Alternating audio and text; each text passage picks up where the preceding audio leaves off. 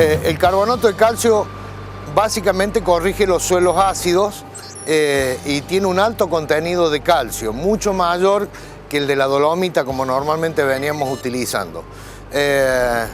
Lo que tiene, la ventaja que tiene hoy el peletizado de carbonato de calcio que nosotros estamos haciendo es mucho más importante en el carbonato que la partícula sea de menor tamaño. Por ejemplo, si hablamos de sulfato, podríamos hablar de una partícula de 1 milímetro de diámetro que ya es eficiente, de 1 a 2 milímetros. En los carbonatos, como es 260 veces menos soluble que el sulfato de calcio, es mucho más importante que el tamaño de la partícula sea de menor tamaño. Por eso la planta muele el carbonato de calcio, la piedra, al tamaño del talco, digamos, es impalpable. Y ese talco impalpable después se granula y se hace el pele de carbonato de calcio. Tiene un alto contenido de calcio. Hace pocos días veíamos Fertilizar, que es la ONG de la industria, que hace evaluaciones de los déficits en los suelos en la Argentina. Es increíble ver cómo se incrementó la zona de déficit de carbonato de calcio. Te diría que hoy toda la pampa húmeda, toda la provincia de Entre Ríos, Santa Fe, Córdoba y Buenos Aires tienen déficit de calcio.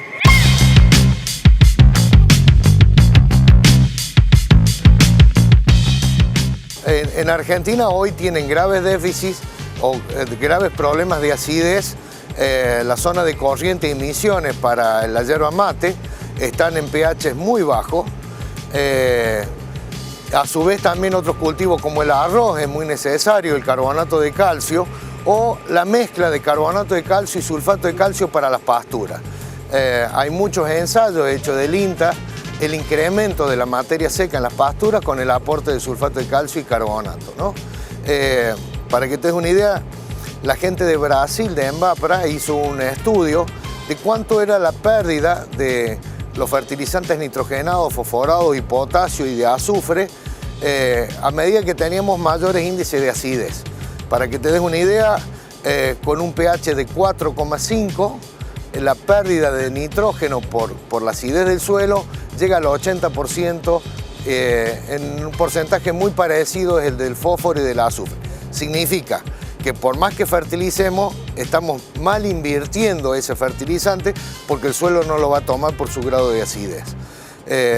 Nosotros hemos valorizado esas tablas que nos han entregado los brasileros y el ahorro o la mala inversión, digamos, en un cultivo convencional como puede ser el maíz, la pérdida en dólares de fertilizantes nitrogenados, fosforado y potasio, que son los más caros por la acidez del suelo, es muy importante.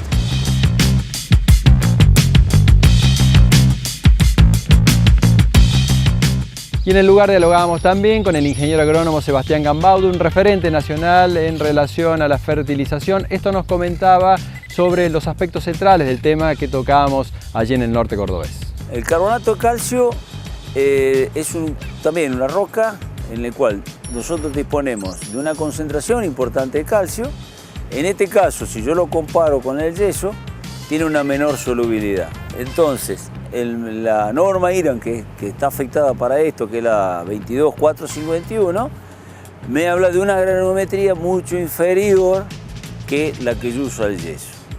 El yeso es mucho más soluble, digo unas 260 veces más soluble que el carbonato de calcio. Entonces, directamente yo lo voy a manejar con una granulometría menor. ¿Y para qué lo usamos? Lo usamos básicamente para corregir la acidez del suelo.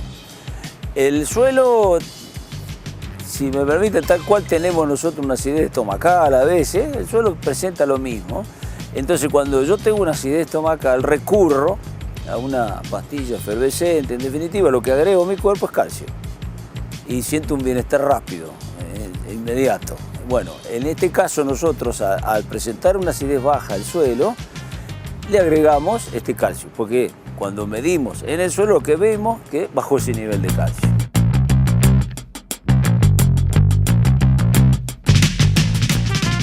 Los cultivos realmente cuando se producen esa acidez, nosotros lo que estamos viendo, todavía no vemos una deficiencia en la planta, es decir, el calcio, o si falta el calcio, falta magnesio, yo noto algo en la planta, pero eso todavía no lo vemos, pero sí ya me afecta el rendimiento.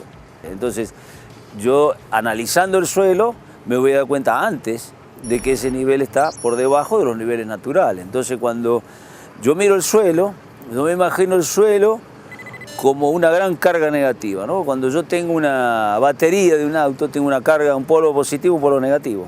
Bueno, entonces ese polo negativo, esa parte negativa va a atrapar cosas positivas.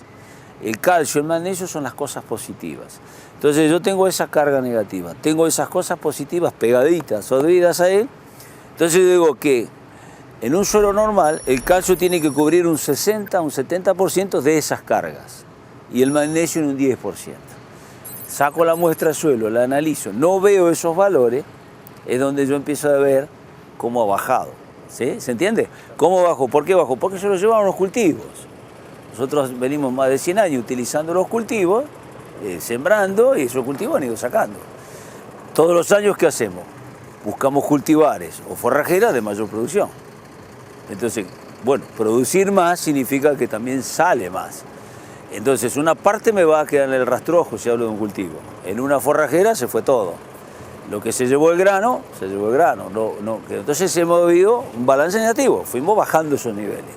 No está todavía deficiente, no es que no existe nada, no hay, pero lo que hay en este momento ya me restringe el rendimiento, ¿sí?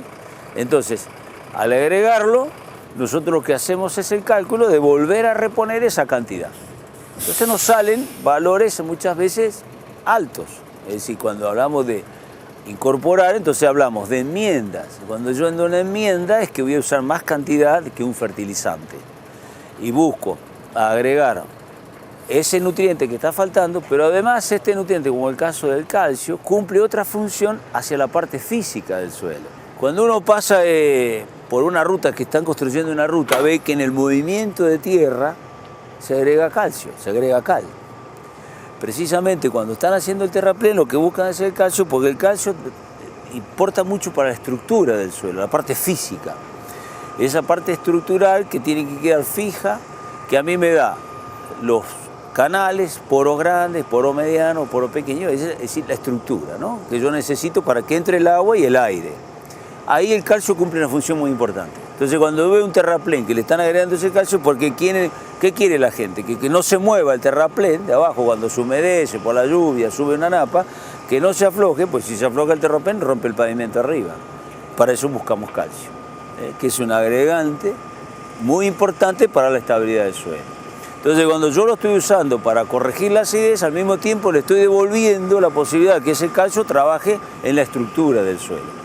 En esa estructura que haga esos macroporos, esos mesoporos, que es lo que yo necesito tener para que cuando llueve el agua ingrese rápido. Y después vaya al poro mediano, al poro pequeño, para que quede acumulado. Y el poro grande y el canal entre el aire, porque las raíces necesitan del oxígeno. Entonces yo tengo que tener ese balance y que cuando llueva no se destruya, ¿verdad? Que todo eso con la cobertura de suelo hemos logrado, ¿no?, de que no se planchan mal los suelos, como decíamos antes. Entonces tengo una cobertura de suelo y una buena estabilidad. Y por el otro lado, a su vez me repone el calcio o el calcio y el magnesio que yo estaba necesitando.